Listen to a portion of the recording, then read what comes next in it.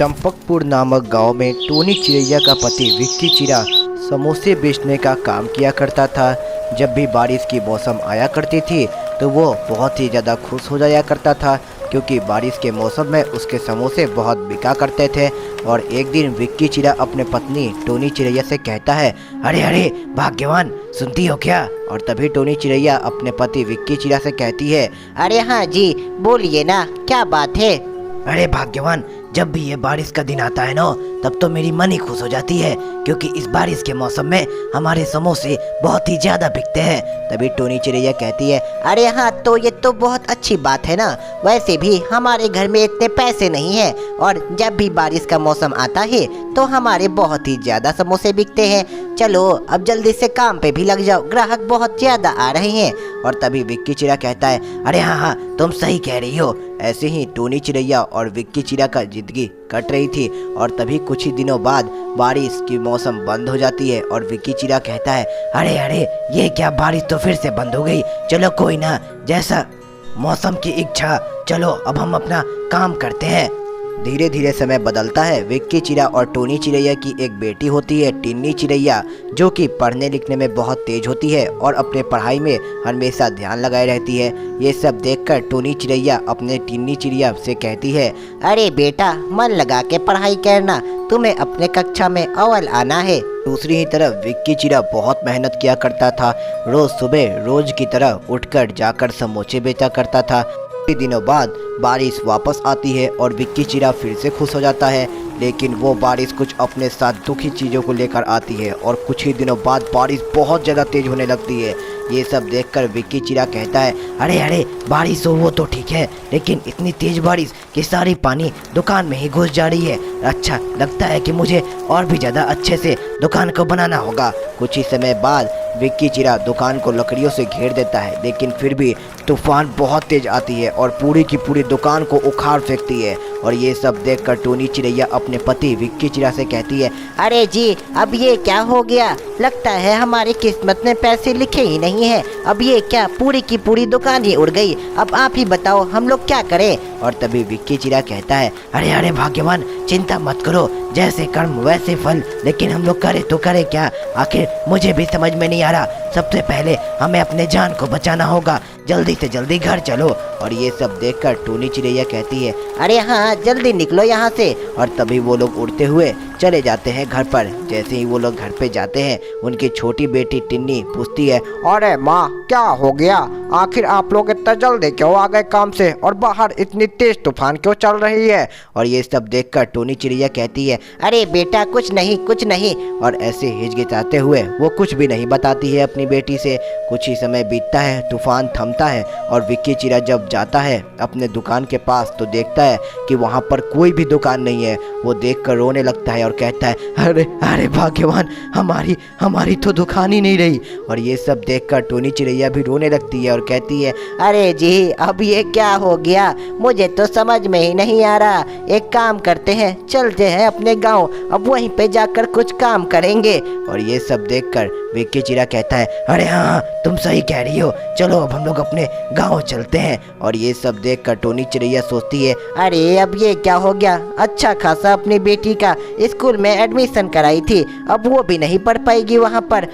अब ये क्या हो गया? जैसे ही वो लोग रास्ते में जा रहे थे, तभी विक्की चिरा का एक्सीडेंट हो जाता है। और ये सब देखकर टोनी चिरैया बहुत रोने लगती है और कहती है, अरे जी, अब आपको क्या हो गया? उठिए ना जी, हाँ उठिए ना, यहाँ पर कोई मदद करने वाला भी नहीं है। और कुछ ही समय बदलता है।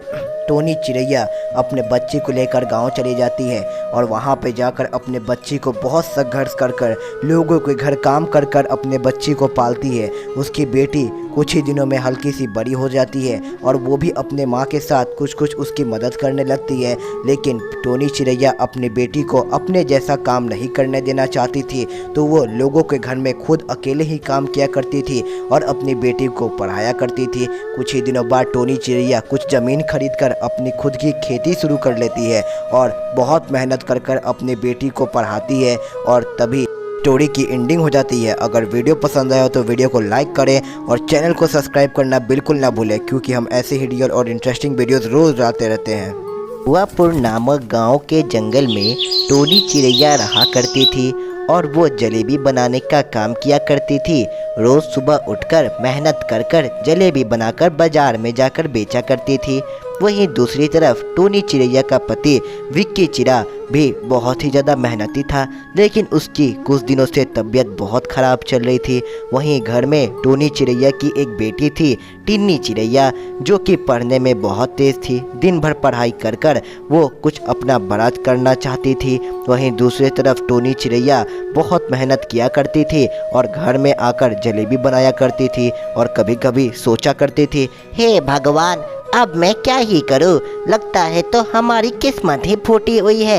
यहाँ पर मैं इतना मेहनत कर रही हूँ, फिर भी मेरे पति ठीक नहीं हो रहे।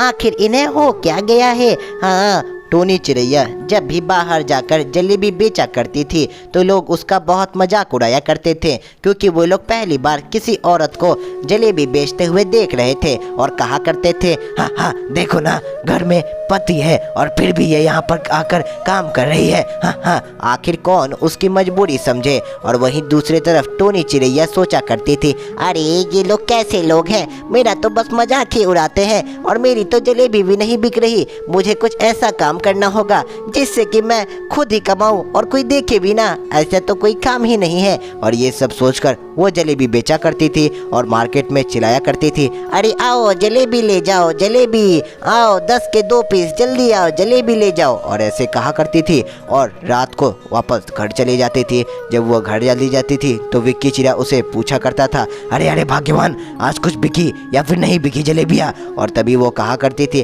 अरे जी, अब मैं आपको क्या ही बताऊं, जलेबियाँ तो बिकी नहीं रही है। मैं इतना मेहनत कर कर बनाया करती हूँ जलेबी, लेकिन लोग तो खरीदते ही नहीं है। पता नहीं इसमें क्या ही कमी है। अरे अरे कुछ नहीं है, मुझे तो लगता है वो लोग तुम्हें देख कर नहीं खरीदते हैं। अब पता नहीं, ये तो भगवान ही जाने। और वहीं दूसरी तरफ टोनी चिड़ैया अपने बच्ची के पास जाती है और कहती है, अरे बेटा, तुम मन लगाकर पढ़ो, तुम्हें अपने कक्षा में अव्वल आना है। और ये सब सुनकर उसकी बेटी भी हाँ में हाँ मिला दिया करती थी। वहीं दूसरी तरफ अगले दिन की सुबह होते ही टोनी चिड़ैया रोज की तरह जलेबी बेचने निकल जाया करती थी, लेकिन लोग तो उनकी जलेबी खरीदा ही नहीं करते थे।